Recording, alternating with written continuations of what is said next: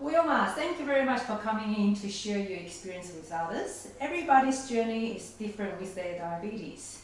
So just wondering what went through your mind when you were first told that you have diabetes?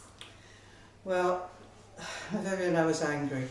Yeah. I was really, really angry with myself. Why? Well, I thought I could have avoided this with better life choices. Mm-hmm. So I spent a couple of days really fuming. Oh no. And yeah, I was angry, and then I went into this denial phase where I thought, well, I haven't got diabetes, the doctor's wrong, I've had a blood reading that's not good. So yeah, then it was total denial. And then I went back for that second reading, and I had to accept what I was doing because I've obviously got type 2 diabetes. So acceptance in the end. Yeah, so Wilma, just to let you know, this is actually very common among many of my patients. So yeah, and thank you for sharing this bravely, because this is not something everybody actually admit openly, and this is great. So in the beginning, what's important to you? What kind of things did you want to know?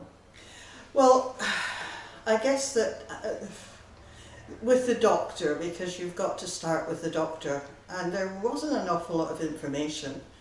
And what I remember was like total confusion of paperwork and appointments that had to be done, the podiatrist, the dietitian, medication with the doctor, and then finally the last one of all, which was the educator. Yeah. So yeah, working through it, and I found that very difficult, and I found it confusing, and I became a little bit disorientated with it all. Yeah, it can be overwhelming, isn't it? It was overwhelming, that's the word. It was really overwhelming.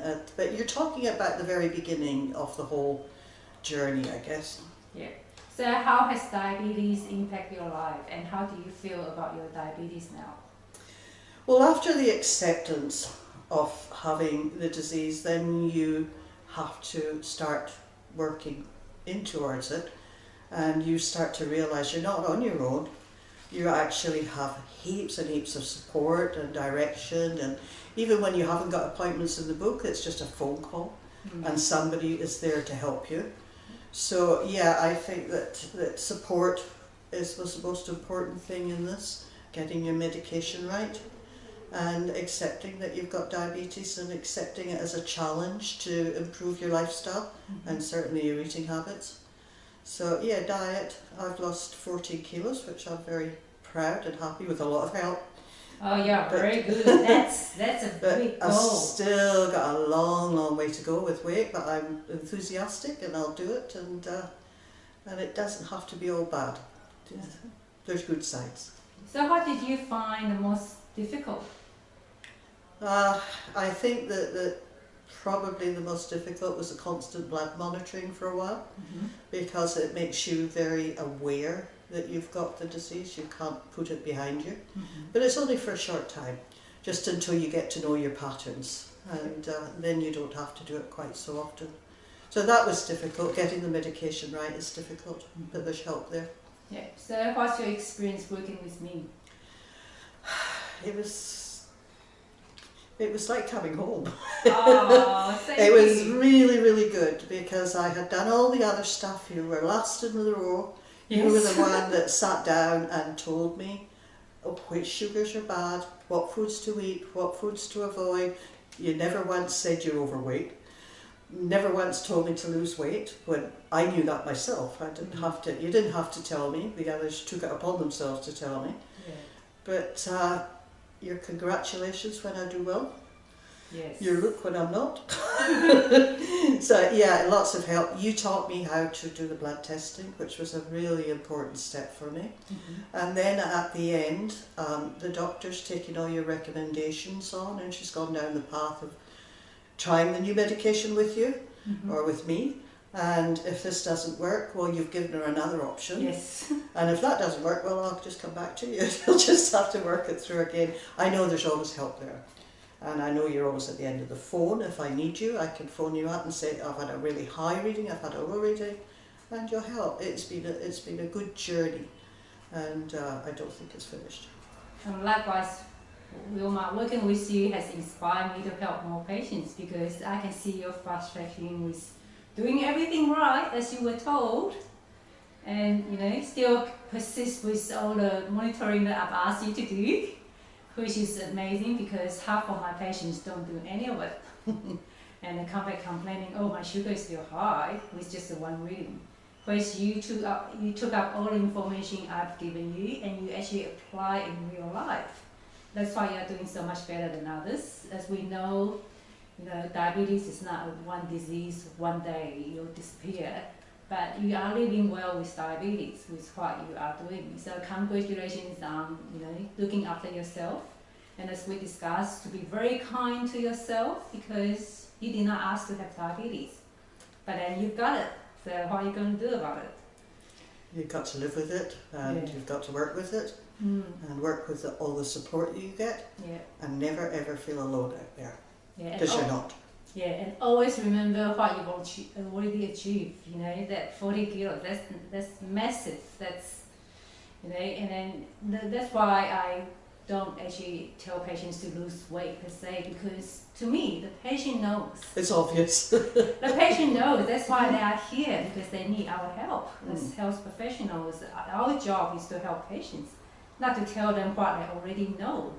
To me, I think it's to give patients what patient needs to know to help them to move forward and to encourage your patients, especially like you, who are very motivated already, just to push a bit further. And thank you for giving me the chance to help you, because that makes a big difference in myself as well, to think, okay, I'm able to make some positive difference in one person's life. No, I think you make a difference in a lot of people's lives, and I think if you keep on helping people through and helping me, then we'll just keep coming back. You'll not be able to get rid of us. Oh, we don't want to get rid of you. You're so good, and thanks for helping. So could I just ask you just one more thing? So what do you find that has helped you to stay on top of diabetes, and what would you like to share with other people with diabetes? I think that the testing is important. Well, it is for me. And I'm not I don't advocate that you go out there and prick your finger 6-7 times a day. That's not what it is. But get to know your own body. That's important. I know now when my blood sugar's high. I can feel it. So maybe what I've ate has not been a great choice, and maybe I need to replace that food or don't eat so much of it. So I experiment a lot with what I'm doing. So that's important to me. It might be important to everybody, but that's what I find important. And working with people who know what they're doing and what they're saying. And it's also important to me that I get my meds right. Yeah. And that I can settle down and get on with the rest of my life, because I know that medication is going to help me through, even although I know that I've got to eat properly for the rest of my life. That's not a bad thing. Yeah, so Wilma, thank you very much for sharing that. That's amazing. Yeah. And thank you for giving me the chance to work with you. No, thank you. It's been a pleasure. It's been such a rewarding experience for me as a health professional as well.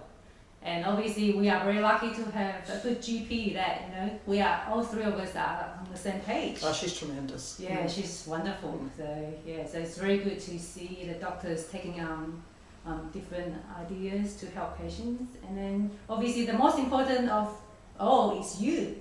You are in the center of your diabetes management. And you are the one that's doing everything. Like all your doctor and I do, just try our best to help you with the medical knowledge that we have. But at the end of the day, it's up to you to take it up and do it, and then we can see the difference. Oh, it's all about accepting the help. Yes, yeah. So thanks very much for sharing that, Wilma. Thank you. No, thank you.